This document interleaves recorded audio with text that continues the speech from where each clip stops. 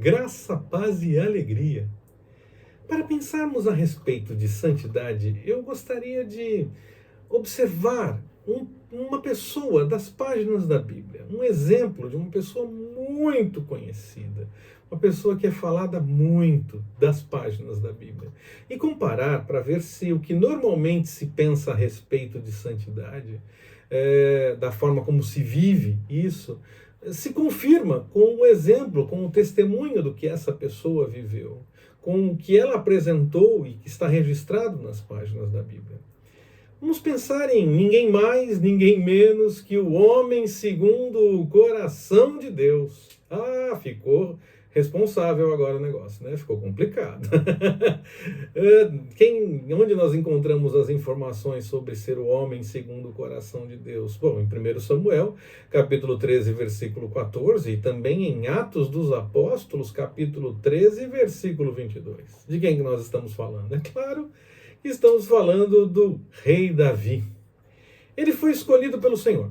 E ele sabia confiar no cuidado do Pai. Mesmo quando ele tinha que colocar a mão na massa e agir, ele sabia que o Senhor estava cuidando de todas as coisas. Ele não se negava a se colocar na posição de quem ia agir, mas sabia que o Senhor é quem cuidava de tudo, mesmo com ele fazendo alguma coisa, mesmo com ele colocando a mão na massa.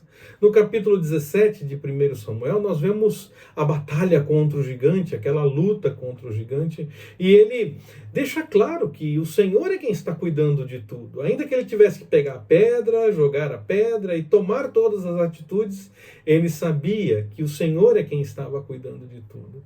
Ele confiava no cuidado do Senhor e foi para a batalha mesmo assim, mesmo parecendo em desvantagem. E o Senhor realmente cuidou de tudo. O Senhor fez todas as coisas. Ele sabia que não era pela sua capacidade que as coisas aconteciam. Ele colocava a mão na massa, ele se dispunha ao agir para que o Senhor pudesse fazer também através da vida dele. Mas ele reconhecia que era o Senhor quem fazia. Bom, mas Davi também fugiu. Né? Ele enfrentou o gigante e fugiu de Saul.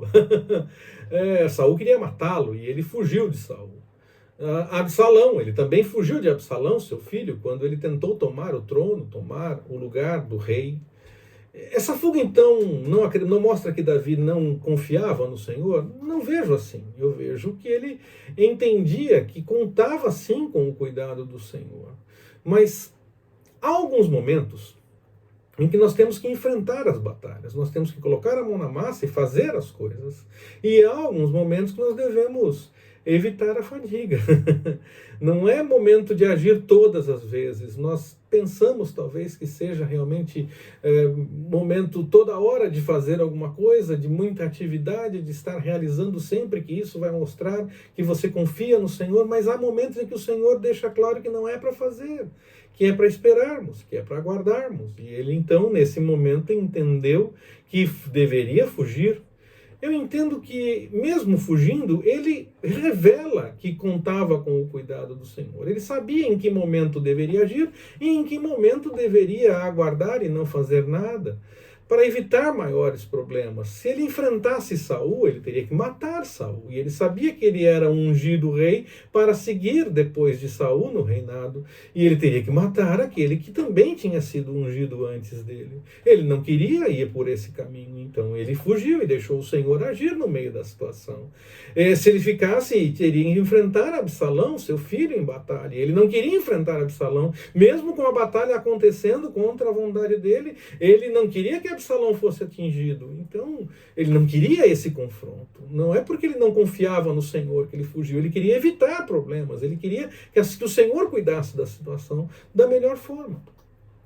Então, há momentos em que nós temos que enfrentar as coisas e há momentos em que nós devemos saber esperar e aguardar realmente de forma completa no Senhor. Em todos os momentos será o Senhor agindo. Quer nós coloquemos a mão na massa, se não for o Senhor, não adianta nada. Se não for o Senhor, não adianta o sentinela vigiar, não adianta aqueles que edificam trabalhar na construção. Se não for o Senhor, não adianta nada. Mas nós colocamos a mão na massa e fazemos, confiando que o Senhor é quem está cuidando de tudo. E há momentos que nós devemos esperar. Eu vou citar um outro exemplo de alguém que fez a mesma coisa que Davi. Num momento fugiu, em outro momento enfrentou. Nós vamos para as páginas do Novo Testamento rapidamente. Paulo fez a mesma coisa. Logo depois que ele se converte, ele começa a experimentar o que seria a perseguição contra os cristãos. Aquilo que ele fazia antes, ele arquitetava e encaminhava, encabeçava a perseguição aos cristãos, agora ele se torna alvo dessa perseguição. E os irmãos, para que ele pudesse fugir da cidade, descem ele pelo muro numa cesta e ele foge naquele momento, ele vai embora naquele momento. Mas em outro momento, já durante a carreira missionária dele, ele entende que deve ir para Jerusalém, mesmo que seja para ser preso. Então houve um momento em que ele fugiu e houve um momento em que ele enfrentou. E também nós vemos com tudo isso que nós não podemos esperar apenas que quando for para fazer alguma coisa vamos ter apenas os momentos agradáveis e as coisas melhores acontecendo na nossa vida. Será que foi maravilhoso para Paulo ser preso? Não foi, mas era a vontade do Senhor. Era dessa forma que o Senhor ia realizar o seu querer e glorificar o seu nome. Nós devemos estar prontos para o agir do Senhor, qualquer que seja o caminho, não apenas para esperarmos as coisas que mais nos agradam, mas esperar que o Senhor faça o melhor para que o nome dele seja glorificado, que nós estejamos prontos para dar testemunho do Senhor em qualquer situação, não só naquela que mais nos agrada, mas em qualquer situação. É o nome do Senhor que deve ser louvado. Vamos voltar para Davi. Vamos voltar para o exemplo do homem segundo o coração de Deus, pois ele é o exemplo desta mensagem. Já que ele é o homem segundo o coração de Deus, e mesmo fugindo, eu entendo que ele não fez coisa errada, ele continuava confiando no Senhor. Quer dizer que Davi não errou de forma alguma, não é verdade? Não, ele errou.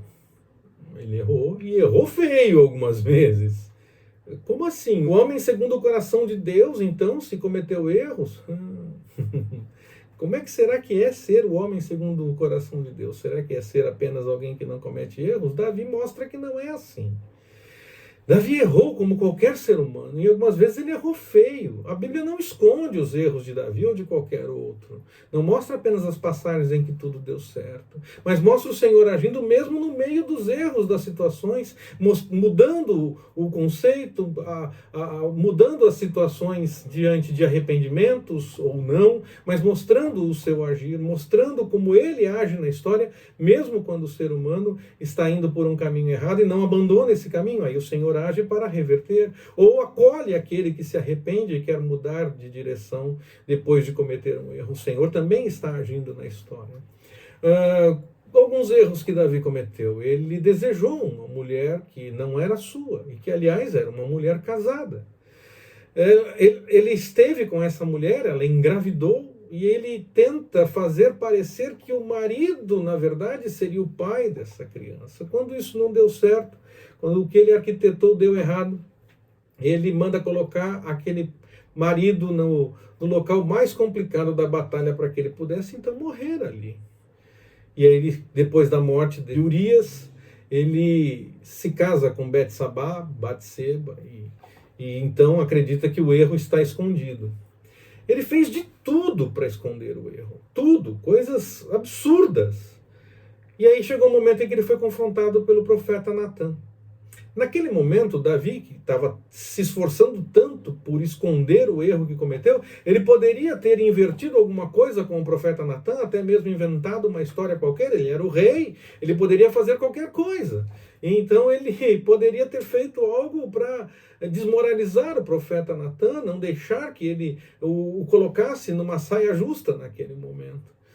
Mas não, naquele momento ele entendeu que era hora de se acertar com o Senhor. Ele entendeu que era hora de parar de ficar tentando inventar histórias, tentando esconder o erro. Era hora de ser confrontado com o erro e se acertar diante do Senhor. E aí então ele entendeu que ele precisava que o Senhor criasse nele um coração puro para deixar aquele caminho do erro e renovar. Quer dizer que ele já teve, em algum momento, renovar dentro dele um espírito inabalável na busca pela vontade do Senhor. Salmo 51 nos diz a respeito disso. Então,